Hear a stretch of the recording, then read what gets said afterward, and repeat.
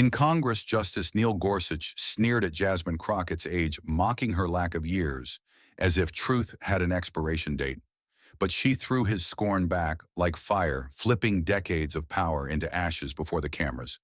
With public trust in the Supreme Court crashing to just 25%, the battle became bigger than two names.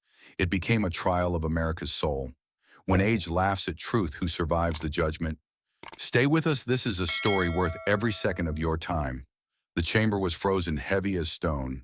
Reporters barely breathed, cameras pointed like loaded guns, broadcasting to millions across America. Every lens tightened on the hearing table, every viewer bracing for the clash. The silence was not calm, it was electric, the kind that warns a storm is seconds away. Power and danger hung in the air like smoke. Neil Gorsuch sat upright, shoulders square, his expression carved from ice. A cold smirk slid across his face, sharp and dismissive, daring anyone to challenge him. He looked untouchable, a monument of years on the bench, radiating the arrogance of a man convinced nothing could pierce his armor. His stillness was a taunt, his silence louder than thunder. Opposite him, Jasmine Crockett gripped a thick folder, knuckles white, her eyes locked and unblinking. She was young, but her stare was steel, her presence explosive. The question cracked through the chamber. Can experience bury the truth, or will youth drag it into the light? The silence in the chamber shattered like glass when Neil Gorsuch finally struck. He leaned forward, his voice low at first, but sharp enough to slice through the stillness. Then the volume rose, venom dripping from each word, each syllable designed to humiliate. You are nothing more than a child in a suit, barely feathered, not ready to fly. He spat, his smirk twisting into open contempt. His gaze burned across the table, his words firing like bullets.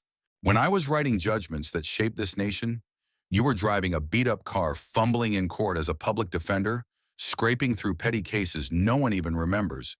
The words weren't arguments, they were daggers. Suddenly his hands shot forward, fingers stabbing through the air like a spear aimed at Jasmine. His voice exploded into a roar that rattled the chamber walls. Sit down, he bellowed, his tone shaking the microphones reverberating across the hall. You are not worthy to question the Supreme Court. The gesture was raw, brutal, the kind of display meant to dominate, to crush to silence. Gasps broke out. Senators flinched. Reporters scribbled furiously, their pens scratching across notepads like machine gun fire. Cameras zoomed in, capturing the fury etched into his face, the sheer force of arrogance on display. But across the storm, Jasmine did not flinch. She sat upright, folder gripped like iron, eyes locked and unblinking.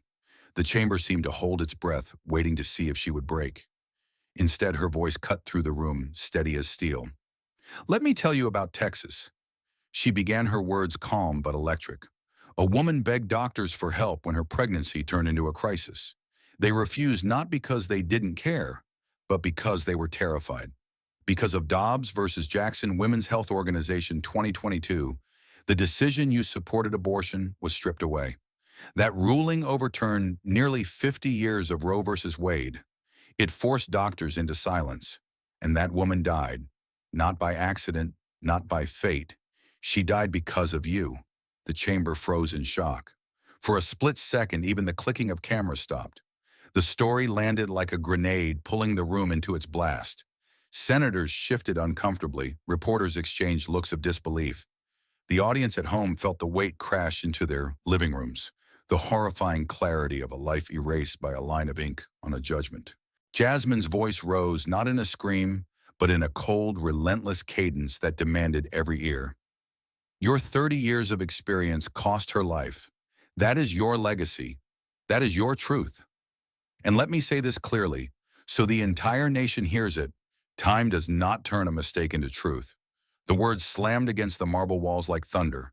The smirk on Gorsuch's face faltered, his jaw tightening, the silence around him heavier than his robe. The chamber was paralyzed. Millions watching from screens at home felt the hair rise on their arms.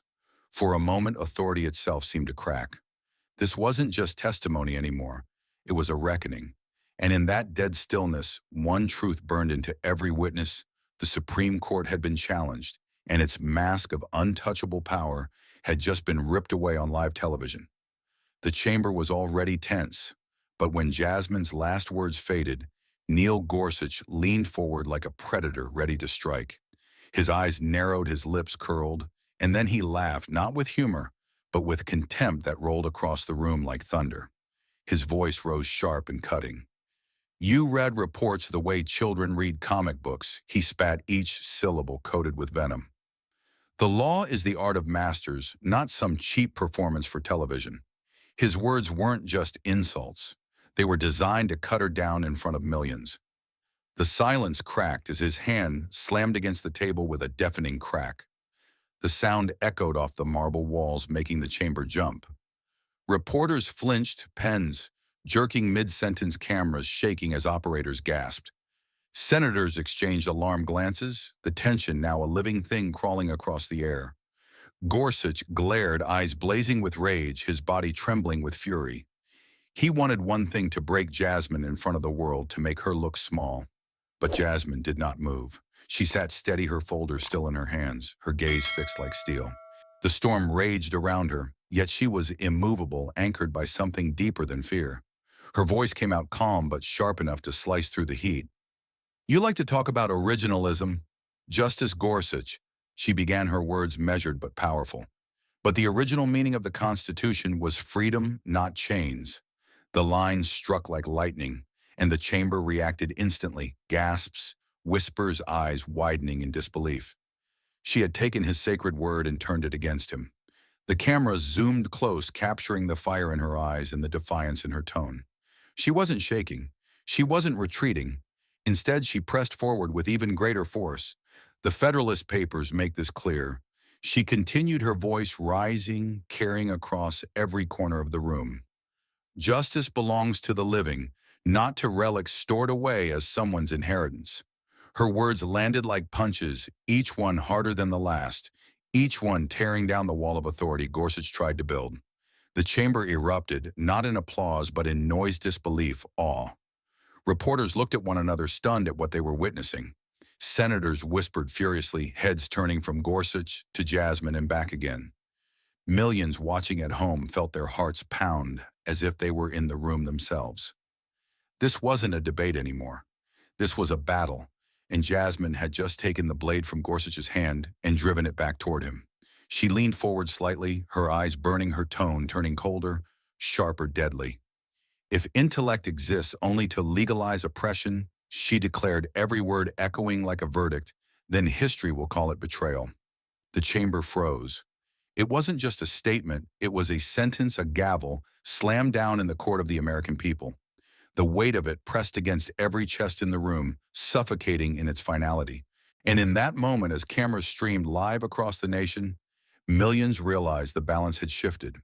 A so-called rookie had just wounded the Supreme Court on its own stage. The chamber was still ringing with the echoes of Jasmine's last words when Gorsuch's face twisted into open fury. The contempt in his eyes sharpened, and he leaned forward like a man about to strike. Then, without warning, he let the venom spill. "You are nothing more than a tiny voice from a poor district in Dallas," he sneered, his tone dripping with mockery. "Your name will be forgotten, but mine is the tradition of this nation." The words didn't just dismiss her, they tried to erase her entirely. The temperature in the chamber rose with his rage. His body snapped upright, the sudden movement making several senators jerk back in surprise. He stood tall, face blazing, red veins bulging at his temple, as if the pressure inside him would burst. "Your name will vanish while I am the tradition of this country," he shouted again, his voice so loud it swallowed the microphones. The sound cracked through the hall like a thunderclap, rattling the marble walls and forcing reporters to cover their ears. The display was not dignity, it was raw, unrestrained fury. But Jasmine didn't move. Her eyes locked on him, unblinking, steady like steel against fire. She rose slowly from her chair, calm yet commanding, the thick folder still gripped firmly in her hand. Then, without hesitation, she reached inside and pulled out a large chart. With one swift motion, she held it high for all to see. The Gallup poll of 2023, bold numbers stared back at the chamber. Only 25% of Americans trust the Supreme Court. The room gasped, the figure like a blade driven straight into the heart of Gorsuch's claim to tradition. Her voice rang out clear, stronger than his roar, because it carried truth. "This is the reality," she declared, her words slicing the silence. Only a quarter of this country believes in the court you claim as your tradition. 75% have already turned away. That is not tradition, that is collapse. Reporters' fingers flew across keyboards, the sound of typing, rising like rain as the numbers burned across every headline. The camera zoomed closer, catching the fire in her expression. Jasmine wasn't finished. She flipped a page, reading aloud, her voice, deliberate, cold, undeniable. Senator Lisa Murkowski, Republican of Alaska, said it herself. Public confidence in the Supreme Court is being tested in a serious way. The words echoed her delivery, crisp as glass. By quoting a Republican senator, she didn't just argue, she cornered him with testimony from his own side. The weight of it settled like a hammer blow.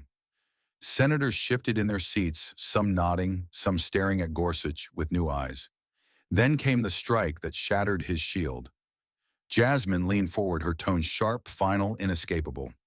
Credibility does not live in wooden chairs. It lives in the hearts of the people, and the people have turned their backs on you. The sentence cut the chamber in two, every syllable hanging heavy in the air. It wasn't just a rebuttal, it was a judgment. The chamber erupted. Gasps, shouts, and scattered applause burst from the floor. Several senators slammed their hands on the desk in support, their approval breaking tradition's stiff silence. Reporters yelled into phones, voices trembling with adrenaline. On live streams across the country, millions of viewers shouted at their screens in disbelief and exhilaration.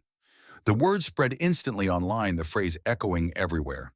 And for the first time in the hearing, the balance of power visibly shifted. The roar in the chamber had barely faded when Neil Gorsuch reached for a lifeline. His voice dropped into that lecturing tone, polished and cold, as if authority alone could rewind what the camera had already captured. He squared his shoulders and declared, "My experience keeps this nation stable." He let the sentence hang like a flag, daring anyone to tear it down. A few heads nodded on reflex, but the air was brittle, ready to shatter. The microphones hummed, waiting for the next strike. Jasmine didn't blink. She stepped into the opening and shut the door behind him. Her eyes locked on his, and the trap snapped tight. She asked, crisp and surgical, stable, "For whom? For the people, or for the privilege you protect?" The question cut through the room like wire, and the murmurs died at once. Even the cameras seemed to lean closer, as if the lenses wanted the answer more than anyone. She slid a thick folder onto the table, flipped it open, and lifted a stamped document toward the lights. Jasmine's voice cut through the chamber. "Here is the record. 20 cases, 20 votes.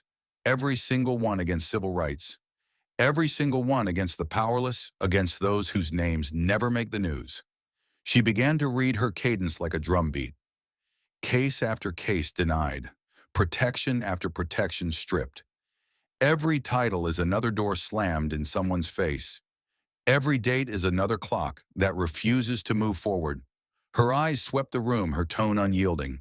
"This is not coincidence. This is a pattern, and it is your pattern, Justice Gorsuch." Then she reached deeper and pulled a single sheet, sealed, time-stamped, and heavy with consequence. Jasmine lifted it high, her eyes never leaving Gorsuch. "And this," she declared, "is an internal memorandum signed by Justice Neil Gorsuch.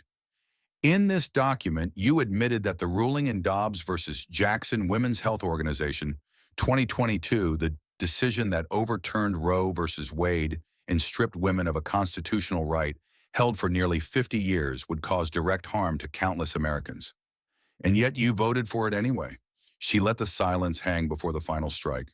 Her voice didn't rise, it cut sharper. "This is no longer a debate. This is your signature, and history will remember it." The chamber detonated. Gasps collided with shouts, reporters shouted into phones, and the boom of applause rolled down the benches despite the rules. Several senators rose to their feet, hands slamming the desk in a rhythm that sounded like a verdict. Gorsuch did not speak. He stared at the page under the lights, the signature that belonged to him, and the silence that now owned him. There was nothing to deny. Phones rose above the seats as staffers captured the moment from every angle. Producers in the press gallery barked orders into headsets, demanding memo on screen. Chiron writers already had the headline "Signature Exposed." A court of opinion formed in real-time, verdict racing across feeds faster than any gavel could fall. Gorsuch stood motionless, jaw set, color drained from his face, as if the ink had pulled it out. All he had left was silence, and even that belonged to the cameras. The chamber was still ringing from the clash when the headlines began to roar across every screen. News outlets wasted no time plastering the story in bold type. Supreme Court Justice loses control. Young Congresswoman unleashes explosive files. Anchors repeated it with urgency, voices heavy with shock. Producers cut footage into loops the moment his finger stabbed through the air, the crack of his hand against the table, his face blazing red as he shouted. What had been a hearing turned into breaking news, and it spread like wildfire.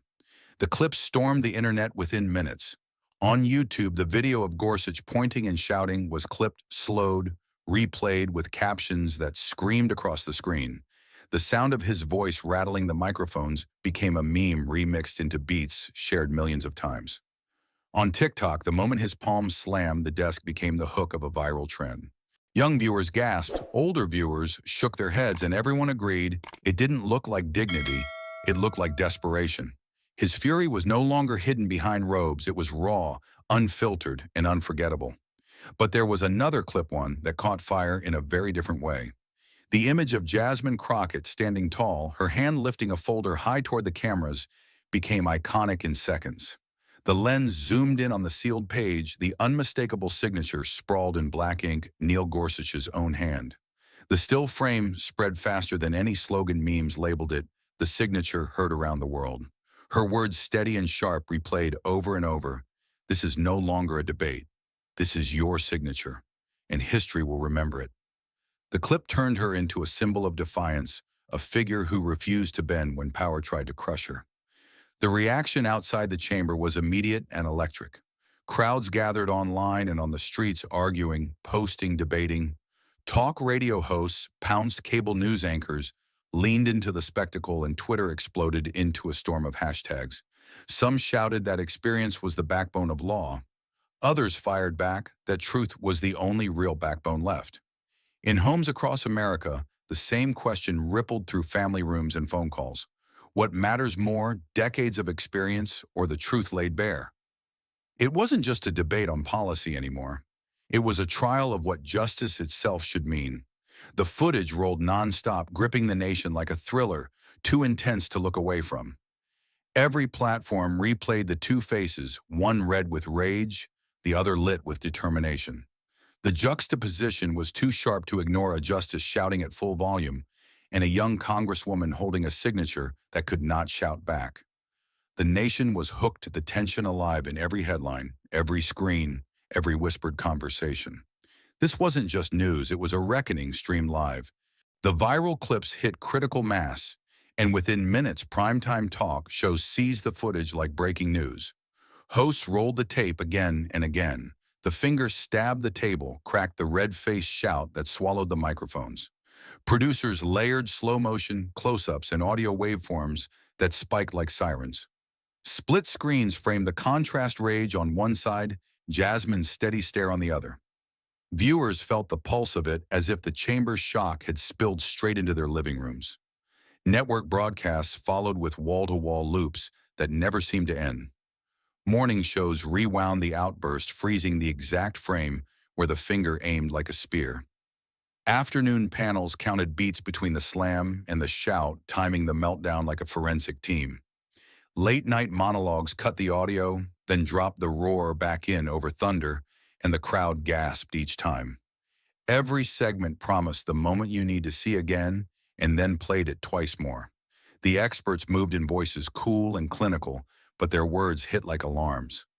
Constitutional scholars called the footage a rupture in judicial temperament, and former clerks said they had never seen that loss of control from the high bench. One seasoned analyst looked straight into the camera and delivered the line that stuck: "No Supreme Court justice has ever been unmasked so publicly." The sentence ricocheted across the crawl, across social feeds, across group chats, already on fire. It felt less like analysis and more like a verdict.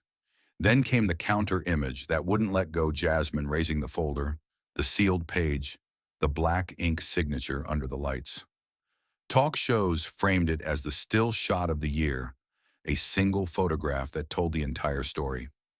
Side by side with the outburst, the signature sat there like a silent witness that could not be bullied. Host replayed her line with solemn cadence. This is no longer a debate. This is your signature. And history will remember it. The studio audiences went quiet, then erupted. Across the country, older viewers, people who had watched courts and crises for decades, took the conversation offline and face-to-face. In living rooms, diners, union halls, and church basements, the sentence passed mouth to mouth. We used to admire the Supreme Court, but now we admire the one who dares to tell the truth. Heads nodded over coffee. Voices rose over card tables. Some said experience should command respect. Others answered that truth is the only thing worthy of it. The clips kept looping on the big screens over the bar, and every replay felt like a drum beat getting louder. The clips would not stop rolling, and the shock that gripped living rooms spilled straight into the Capitol. From screens to committee rooms, the headline pressure turned into deadlines and votes. Leaders fast-tracked a bill to set firm term limits for Supreme Court justices, with draft language capping service at 18 years. Whips counted, noses staff wrote talking points, and the Rules Committee cleared a path like it was a national emergency. The mood was not polite. It was urgent, a drumbeat you could feel on the floor. Hearings were scheduled with the speed of a fire alarm. Subpoenas went out to other justices, and the message was blunt.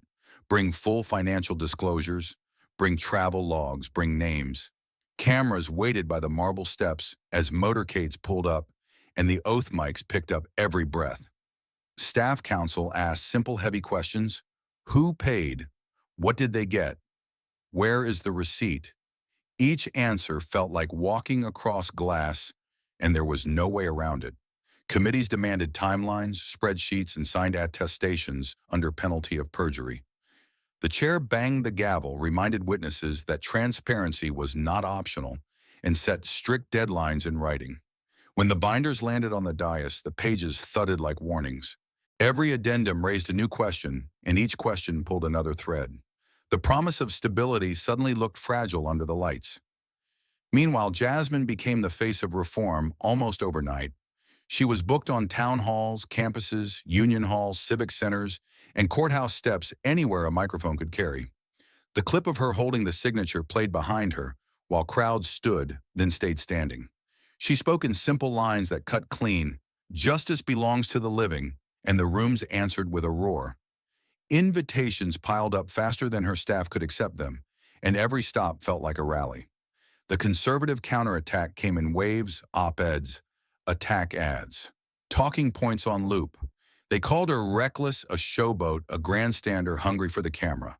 But every time the ads rolled, someone posted the uncut clip of Gorsuch pointing, then the desk crack, then the shout. The raw footage beat the spin. It did not argue, it just showed. Focus groups nodded at one image and winced at the other, and that was the whole story. The pressure inside the Capitol spilled into the streets and gathered into one long rising wave. Crowds filled courthouse steps and city squares, hoisting banners that read, Kong Kanthirtinam, Kansu, that Nagai Hom Nai. The chant rolled like thunder between buildings' drums and car horns, punching the beat while phones streamed every step. Parents lifted kids onto shoulders as nurses, teachers, and line cooks marched shoulder to shoulder beneath a sky of handmade signs. It felt less like a protest and more like a national heartbeat finally finding its voice. Women's organizations arrived first with bullhorns and clipboards, then civil rights coalitions, and youth organizers poured from buses with bandanas and maps. Campus chapters unfurled fresh banners, legal aid tents registered volunteers, and march captains taped arrows onto asphalt to keep the river moving. Veteran activists paired with first-timers passing water jugs, spare masks, and tips on de-escalation at intersections. The street soundtrack layered the banner's words over call and response shouts of "Hold the line," and the rhythm never broke. Allies formed a living cordon around strollers and wheelchairs, proving this surge was disciplined, determined, and built to last. Pop culture accelerated the signal until it became unavoidable. A midnight rap track sampled the desk crack and the roar jumping to the top of playlists before sunrise. Late-night comedy stitched the finger point and the slam into a sketch that ended on the frozen frame of the signature. Meme pages flooded timelines with split screens, rage on the left, resolve on the right, caption with the street's chant for instant recall. Dancers on short video loops snapped to the exact moment the table shook, then froze as Jasmine raised the folder like a verdict. Then the mailbags arrived heavy with careful handwriting from people who had watched courts and crises for half a century. Many letters came from church pews, veterans' halls, and kitchen tables, where the evening news still sets the clock for the night. Chung Toi Jang, Song Nua, the Kijang He Konoi.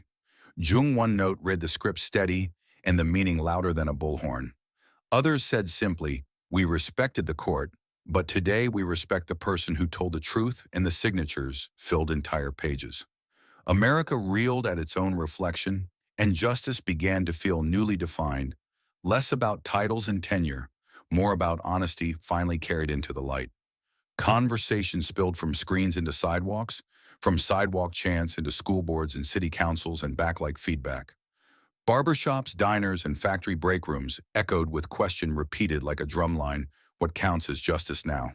Teachers turned the headline into a new civics lesson, while bus drivers replayed the clip between stops and nodded at signature. Book clubs rewrote their reading lists around constitutions and courage, and choirs rehearsed the chant between hymns without missing the key. A nation jolted awake felt its definitions shifting underfoot, and the word justice stepped down from marble and walked with the crowd. The roar of the crowd outside the chamber still echoed faintly through the marble corridors when the gavel struck for silence. Cameras whirred, lights burned, and every seat was full as Jasmine Crockett rose for her closing words. The weight of the day pressed on every face in the room, but all eyes were locked on her. She did not rush. She lifted her chin, the folder still in her grip, and let the silence stretch until it felt like glass about to shatter. Then her voice rang out calm, but commanding, each word sharp as a blade.